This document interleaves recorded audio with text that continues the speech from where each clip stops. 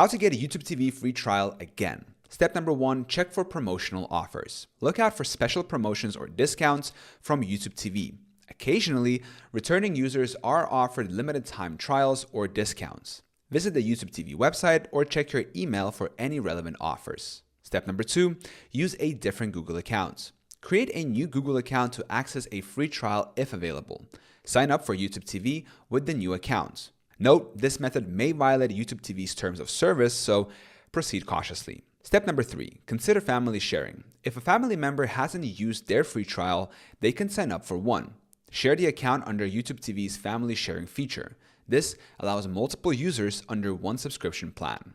Step number 4, try other streaming services. Explore similar services like Hulu Plus Live TV, Sling TV, or Fubo TV, which may offer free trials. These platforms also provide access to live TV and sports content. Step number 5, review the terms of service. Understand YouTube TV's policies to ensure compliance. Avoid any actions that may lead to account suspension or penalties.